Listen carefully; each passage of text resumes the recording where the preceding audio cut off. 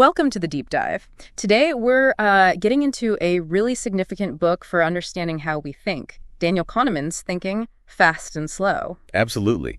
If you're looking to really grasp the core ideas about how our minds work, but maybe without tackling a dense academic text, this is definitely the place to be. Yeah, we want to pull out the key insights, especially around his big idea, the two systems of thinking. That's right. We'll look at how these systems kind of shape our judgments, our decisions, the good and, well, the sometimes not so good, the predictable blind spots. Think of it as getting a better user manual for your own brain. Exactly. So Kahneman talks about system one, that's the fast, intuitive, automatic one. And then there's system two, which is slow, deliberate, needs real effort. It's like, two different agents operating in your mind almost. And most of our everyday thoughts, those impressions we get, they just sort of pop into our heads. We don't even know how. Yeah, like recognizing a friend's voice instantly or getting a sudden gut feeling about something. That's usually system one running the show. You don't consciously tick off features to know it's your friend, do you? No, your brain just does it. Yeah. Super fast. Or think about driving you swerve to avoid something almost before you've even processed what it is. That's system one again. But it's important to say, Kahneman isn't knocking human intelligence here, is he? Not at all. He emphasizes that most of the time, these quick judgments, these intuitions, they're actually pretty good. They work. We manage most of our lives perfectly well using these shortcuts. Right. What's so revealing, and what we really want to explore today, is figuring out when and how these usually reliable intuitions can, lead us down the wrong path. Understanding those patterns, that's the goal. It gives us a richer language, maybe, to talk about our own thinking errors. And these ideas have a history. They really kick off back in 1969 with this seminar Kahneman had with Amos Tversky at the Hebrew University. And they started with a simple question, didn't they? Deceptively simple. Are people, like naturally good intuitive statisticians? And their conclusion, after a lot of back and forth, was, well, a qualified no. It wasn't just abstract, though. They realized even they weren't always great at it, right, in their own work. Exactly. They saw how easily they themselves could be swayed by seemingly convincing patterns in small bits of data. It was quite personal. I love the story about them having lunch. Was it Cafe Ramon? That's the one. They had this kind of aha moment, realizing maybe they were too quick to trust findings from studies with small samples. Which led them to study other researchers. Yeah, quite cleverly. They surveyed the statistical intuitions of their colleagues, even folks who wrote statistics textbooks. And what did they find? Were the experts immune? Not really, no. It was pretty revealing. Even the experts showed similar biases, like exaggerating how likely results from small studies were to replicate, giving kind of iffy advice on sample sizes. Wow. It just shows how deep these intuitive errors run. But it sounds like they actually enjoyed figuring this stuff out together. Oh, immensely. They had a fantastic collaboration. And this exploration, often using these, fun little exercises, grew into their bigger theory about heuristics. Heuristics? The mental shortcuts. Right. And a key one was how much we rely on resemblance. The classic example is the Steve the librarian or farmer one. Ah, yes, Steve. Described as quiet, bit meek, loves reading. That's the librarian, right? Exactly. So when you ask people, is he more likely a librarian or a farmer, most instinctively go for librarian because he resembles the stereotype. And this is the kicker. They forget the base rates. Precisely. There are way, way more farmers out there than librarians. So statistically, even with that description, farmer is much more probable. Our brain just gloms onto the stereotype match and ignores the numbers. That's the representativeness heuristic in action. Judging likelihood based on similarity, ignoring the underlying odds.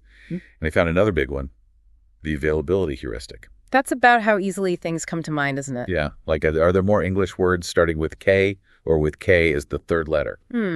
Feels like more start with K. Easier to think of them.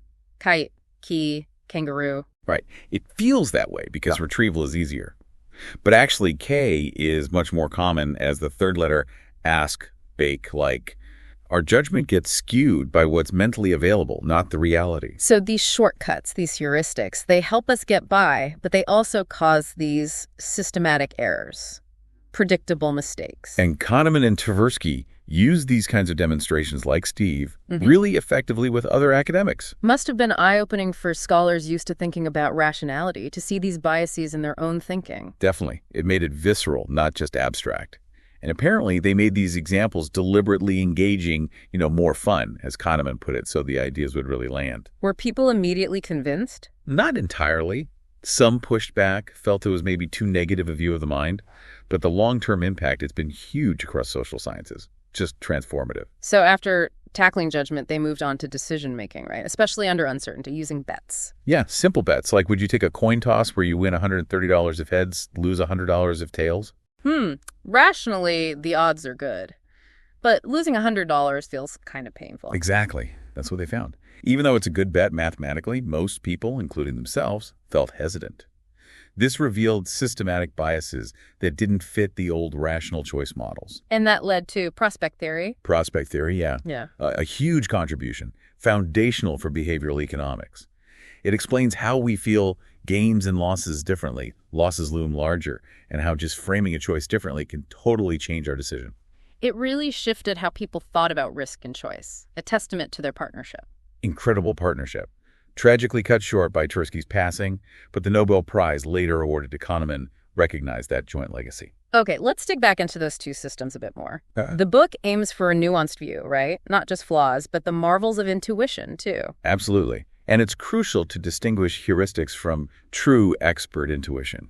The kind a chess grandmaster or experienced firefighter has. That comes from thousands of hours of practice, recognizing complex patterns instantly. It's not just a simple shortcut. Right. So system one is the effortless stuff, recognizing objects, basic language comprehension, those ingrained skills. System two is the heavy lifting. That's the one that needs focus, concentration.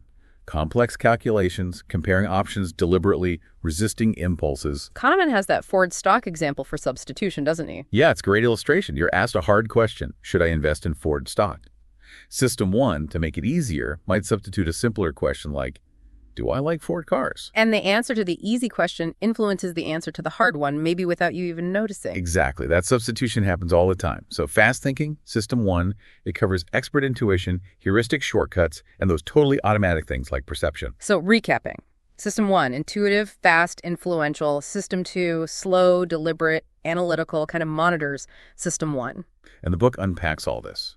The two systems, the heuristics and biases, overconfidence, how it applies to economics, and even this idea of two selves, the experiencing self versus the remembering self. What about the effort involved in thinking? Those pupil dilation studies sound fascinating. They really are. Kahneman worked with Beatty on this, and they found a direct link. The harder the mental task, the more the pupils dilated. It's a visible sign of system two kicking into gear and using up cognitive resources. It suggests our brains try to conserve energy, follow a law of least effort. Pretty much. If there's an easier way, cognitively speaking, we'll often take it. Trying to hold, say, 7 digits in memory makes your pupils widen more than holding just 3. Mental multiplication, big dilation, even just blocking out distractions takes measurable effort. So system two gets called up for things needing concentration. Holding info, following rules, making choices. Deliberate choices, yes. System one is great at spotting simple connections like A causes B, but weaving together different types of information like the librarian description and the statistical base rates. That needs system two. Which brings us to the famous lazy system two and the bat and ball puzzle. Ah, the classic. Okay, a bat and a ball cost $1.10 in total. The bat costs $1 more than the ball. How much does the ball cost? The answer that leaps out is 10 cents. That's the intuitive system one answer. But if you engage system two, take a second. If the ball is 10 cents, the bat is $1.10, total $1.20. Wrong. Right, so the bat is $1.05, the ball is 5 cents, total $1.10. Exactly. But the fascinating, almost shocking thing is how many people, even students at top universities like Harvard, MIT, Princeton, get it wrong. Over 50% in some studies. It really shows that system two often just doesn't check system one's homework. We avoid the effort. We default to the easy answer. It connects to overconfidence, too. This laziness also shows up in logic problems, like that syllogism. All roses are flowers. Some flowers fade quickly, therefore some roses fade quickly. That sounds plausible, because it's true in the real world. Right. It feels right. So system one says, yep, makes sense. And lazy system two often doesn't bother checking if the conclusion actually follows logically from the premises given, which, in this specific case, it doesn't necessarily. It relies on plausibility rather than strict logic. Exactly. Or questions like the Michigan murders one. which requires recalling that Detroit, a large city, likely has more murders overall than the entire state, even if the question feels like it's asking about rates. It tests if System 2 engages background knowledge. The cognitive reflection test, the CRT, bundles questions like the bat and ball to measure this tendency for lazy thinking. And this links to Stanovich and West's work on type 1 and type 2 processes? Yes, similar concepts. Stanovich also makes a really useful distinction between the algorithmic mind, raw processing power, like IQ, and the reflective mind, the tendency to actually use that power, to be rational, to check your thinking. So high intelligence doesn't automatically make you rational? Not necessarily. You need that reflective tendency, the willingness to engage System 2 to override biases. High IQ might even make you better at rationalizing your intuitive mistakes. The System 2 failure looks like what? Going on autopilot, not questioning things, being impulsive. All of those. Especially when we're tired or stressed, cognitive depletion makes System 2 even lazier. Let's shift to System 1 itself, the associative machine. Kahneman uses the bananas vomit example. Just hearing or reading those two words triggers a whole cascade, doesn't it? Yeah, instantly. You might get a slight negative feeling, maybe a fleeting image. It's automatic. And your mind immediately tries to link them. Maybe thinking of spoiled bananas causing sickness. It creates a coherent causal story automatically. And it primes you. You're now slightly more ready to recognize related words like fruit or sick. This is priming, then, where one idea activates related ideas unconsciously. Exactly. Like those studies showing subtle things influencing behavior without awareness. A screensaver with floating money making people slightly less helpful afterwards. Or the honesty box for coffee money, where just putting up a poster with eyes versus flowers significantly increased contributions. And people in these studies often have no idea they were influenced. They'd probably deny it if you told them. It highlights what Timothy Wilson called being strangers to ourselves. So much of System 1 operates beneath conscious awareness. So System 1 is constantly generating impressions, feelings, impulses, building this coherent, running interpretation of our world. Yes, making rapid judgments, relying on its internal model, but also, crucially, it's the source of many of those systematic errors we keep talking about. Related to this is cognitive ease, right? Like a mental comfort level. Think of it as a dial. High ease means things feel familiar, effortless, probably true, good. Low ease or cognitive strain signals difficulty, novelty, maybe something's wrong, and it tends to mobilize System 2. And lots of things affect this ease, like how clear the font is, or if you've heard something before. Repetition breeds ease. Clarity helps. Being primed for an idea makes it feel easier. And the consequence of ease is we tend to believe things more readily, feel more positive about them, and System 2 relaxes its vigilance. Whereas strain makes us more suspicious, more analytical. Like when they gave the CRT and a hard-to-read font, people actually did better. Exactly. The strain triggered more System 2 effort. It's amazing how superficial cues matter. Things that rhyme seem truer. Names that are easy to pronounce are judged more favorably. And lazy System 2 often just goes along with whatever feels easiest or most fluent from System 1. That's the default. System 1 also maintains our sense of what's normal. How does that work? Through associations. Yes, it builds this vast network of associations that represents our personal world. Surprise is the indicator that something doesn't fit that model.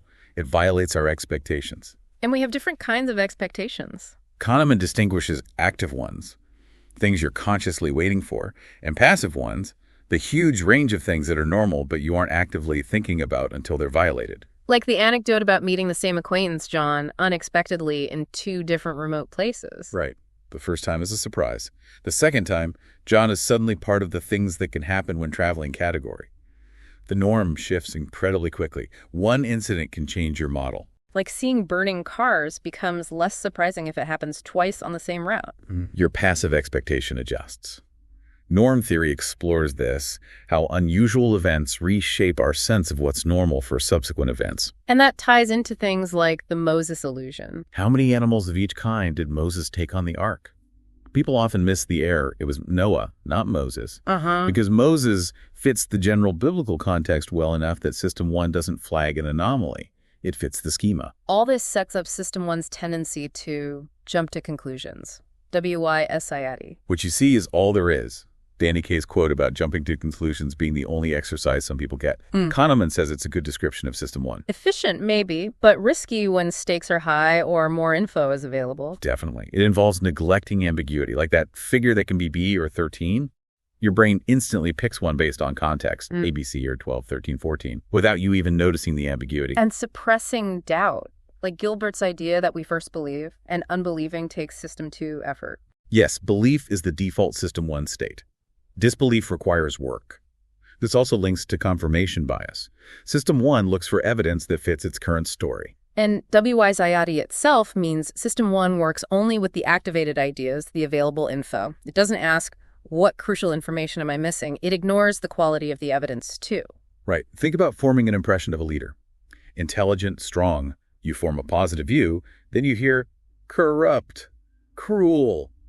It's hard to fully erase that initial halo effect created by the limited positive info. WYSIAD favors first impressions. The legal experiment showed this too, right? One-sided evidence swayed judgments heavily, even when people knew it was one-sided. They built a coherent story from what they had and felt confident in it. WYSIAD underlies so many biases: overconfidence, framing effects, base rate neglect, like Steve the librarian again. The Van description, which you see, overrides the statistics, what's missing. So how do these judgments actually happen? System 1 does basic assessments. Yeah, automatically. Like judging attractiveness, competence from a face, assessing threats, things evolution likely primed us for. And intensity matching, linking different scales. Our ability to map, say, the severity of a crime onto the loudness of a sound or the brightness of a light. It's an underlying System 1 capacity. Then there's the mental shotgun. System 1 computes more than needed. It often answers related questions unintentionally. Ask someone if a word rhymes with another, and they might consider spelling, too. Ask if a statement is literally true, and they might assess its metaphorical truth simultaneously. It's broad, not precisely targeted. Which brings us back to substitution answering an easier question. It's a core mechanism. Faced with a hard target question, System 1 finds a related, easier heuristic question and answers that instead, often without us noticing the swap. Like judging the candidate's interview performance instead of their likely long-term success. Classic substitution. Or the effect heuristic, letting your feelings about something, do I like this technology, answer a different question. Is this technology risky? Liking leads to seeing low risks and high benefits. It seems System 1 is doing an incredible amount behind the scenes. That summary list of its characteristics is really something. It covers so much: automatic impressions, coherence building, WYSIAD, substitution, sensitivity to change, loss aversion. It's the engine of much of our mental life, for better and worse. Okay, let's talk about the law of small numbers, our tendency to trust small samples too much. Exactly. The kidney cancer example is perfect. People saw that rural, sparsely populated counties had both the highest and lowest rates. They jumped to causal stories about rural life. But the real reason was just statistics. Purely statistics. Small populations have much more random variation. You're far more likely to get extreme results, high or low, just by chance in a small sample. System 1 craze causes, but the explanation here is statistical, which is harder for System 1 to grasp. Like drawing marbles from an urn, draw only 4, you might easily get all red or all white. Draw 100, much less likely. Precisely. Those extreme results in small samples are often just artifacts of the sample size, not deep truths about the underlying reality. And even smart researchers, as Kahneman and Tversky found early on, have poor intuitions about this. We overgeneralize from small bits of data, like seeing a basketball player make a few shots and believing in a hot hand. When often it's just random fluctuation that our pattern-seeking brains interpret as a streak. Or the Gates Foundation investing heavily in small schools because some showed great results, without fully accounting for the fact that small size also produces more extreme failures purely by chance. Leads directly into anchoring, doesn't it? Where an initial number pulls our judgment. Yes, the rigged wheel of fortune. It lands on 10 or 65. Totally random. Then you ask people to estimate the percentage of African nations in the UN. Those who saw 65 give significantly higher estimates than those who saw 10. Even though the wheel number is obviously irrelevant. Completely irrelevant. But it acts as an anchor. Any number you consider, consciously or not, can pull your estimate. Think negotiating a house price or estimating Gandhi's age at death after being asked if he was older or younger than, say, 140. How does it work? Does System 1 just grab onto the number? It seems the anchor primes related thoughts. If I mention a high number for damages in a lawsuit, even a ridiculous one, your System 1 starts retrieving thoughts consistent with large awards. System 2 makes the final call, but its starting point is biased by what System 1 served up. And people deny being influenced. Vigorously. even by random anchors. It connects back to priming, and WYSID, the anchor, provides readily available information shaping the story System 1 constructs. So the advice is, be aware, and if the stakes are high, actively try to counteract the anchor. Think of reasons why it might be wrong. Exactly. Consciously mobilize System 2. Deliberately consider alternative starting points. Okay, let's move to the science of availability. You mentioned this earlier. Right, judging frequency or probability by the ease with which examples come to mind. Classic case. Shark attacks versus falling airplane parts. Sharks get way more press, so they feel more common, even though statistically they aren't the bigger risk. Media coverage makes shark attacks highly available mentally. Then there's that clever Schwartz experiment on assertiveness. Asking people to recall either 6 or 12 examples of being assertive? Yeah, people asked for 12 examples actually rated themselves as less assertive. Why? Because struggling to come up with 12 examples felt difficult. The lack of fluency, the cognitive strain led them to infer they mustn't be very assertive. So it's not just the number of examples, but the ease of retrieval. The experienced ease or difficulty, unless System 2 intervenes. If you expect retrieval to be difficult, like if you have a personal reason, family history of heart disease when asked about heart risks, you might rely less on fluency and more on the actual content recalled. And some things make us more likely to rely on availability, like being busy or in a good mood. Or feeling powerful, or just having strong faith and intuition. It's System 1 taking the path of least resistance. This can lead to availability cascades, things snowballing in public perception. Yes, a story gets picked up by the media, generates public discussion, becomes more mentally available, leading to more worry, more media coverage. It's a self-sustaining cycle. Think of scares about specific food additives or rare diseases. Let's revisit representativeness with Tom W. Right, Tom W. We get this personality sketch, neat, orderly, dull, not very creative. Then we're asked to rank likelihood he's in grad programs like computer science, humanities, social work, etc. And people rank based on stereotypes, right? Computer science seems like a good fit for the description. Exactly. They match the description to the stereotype representativeness, even if they're told the base rate for computer science enrollment is tiny compared to humanities. The compelling description overrides the statistics again. Completely. The description was even designed to fit stereotypes of smaller fields better. Even when people are explicitly told to use both the description and the base rates, representativeness usually wins out. And this connects to the conjunction fallacy, too, judging a more specific representative scenario as more likely. Yeah, like maybe thinking Tom W. is in computer science and like sci-fi seems more likely than just Tom W. is in computer science because the detail adds to the stereotype fit, even though logically it must be less probable. It's that less is more effect in representativeness. When do we use base rates? Usually only when we have no specific information. As soon as there's a description, even a flimsy one, we tend to ignore the stats. Thinking like a statistician helps, apparently. Even frowning engaging System 2 makes people use base rates more. So just laziness is a factor again. And we ignore the quality of the evidence, too. Big time. WYSID again. A vague, unreliable description is treated as solid fact by System 1. The discipline is to discount weak evidence and lean more on the base rates, but that's hard. Bayesian reasoning start with base rates, then adjust cautiously based on good evidence is the ideal, but not our intuitive default. Which brings us to Linda, maybe the most famous example of the conjunction fallacy. Linda, 31, single, outspoken, bright philosophy major, concerned with social justice, anti-nuclear activist. Sounds like a feminist, right? Very representative of that stereotype. So when people are given options like Linda is a bank teller and Linda is a bank teller and is active in the feminist movement, a huge majority says the second option is more probable. Even though logically the set of feminist bank tellers must be smaller than the set of all bank tellers. It violates basic probability. A conjunction cannot be more probable than one of its parts. What's staggering is that this error persists even when the options are presented clearly, side by side, even with people who understand statistics. Why? Just the power of representativeness overwhelming logic. It seems so. The description creates such a strong match to the feminist stereotype that it just feels more plausible, more coherent. System 2, often lazy, doesn't step in to apply the simple logical rule. Using frequencies, out of 100 women like Linda, how many are, does help make the inclusion clearer.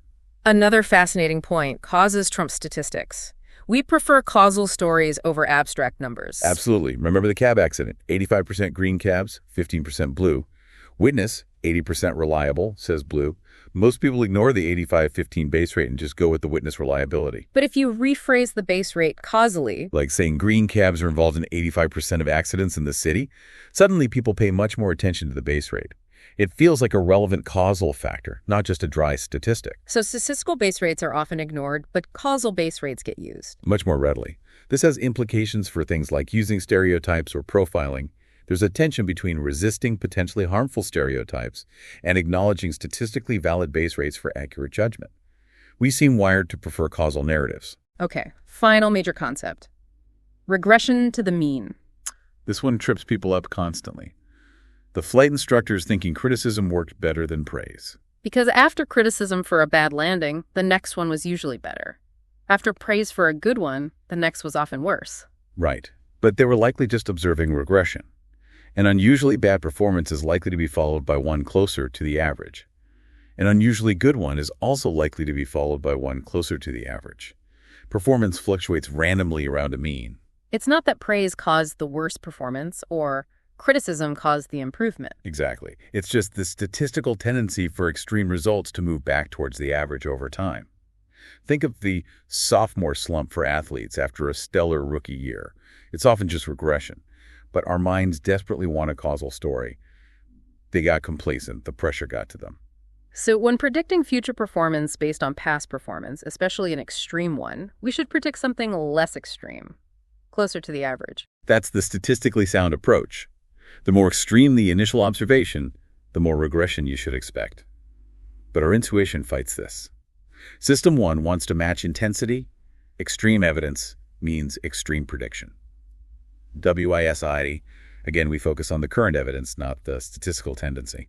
Like Kahneman's experience trying to predict Israeli officer success based on interviews. They made extreme predictions based on interview feel. Ignoring that overall prediction was very difficult. They failed to regress their predictions. They felt confident because their story about the candidate felt coherent, even as statistically baseless. It's like the illusion of skill and stock picking, mistaking random fluctuations for predictable patterns. So the advice is, anchor predictions on a reasonable base rate or average, consider the quality of your specific evidence, and actively correct for regression, especially with extreme starting points. That's the discipline. Be wary of extreme predictions from weak evidence. Understand that regression is a real statistical effect, even if System 1 finds it weird, and System 2 finds it hard work to apply consistently. Wow, okay, that's a lot to take in from thinking fast and slow.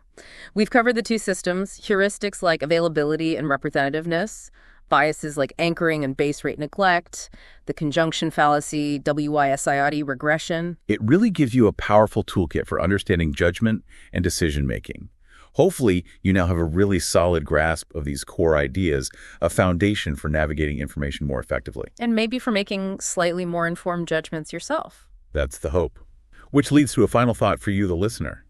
Knowing about these biases, these shortcuts, these tendencies of System 1 and the laziness of System 2, how might that change the way you actually approach making decisions? Yeah, where in your own life, personal or professional, could you benefit from pausing, engaging System 2 more deliberately, and questioning those initial gut feelings? Something to reflect on. Absolutely. And if this has sparked your interest, definitely consider reading Kahneman's book itself or exploring more in behavioral economics and psychology. It's a fascinating field.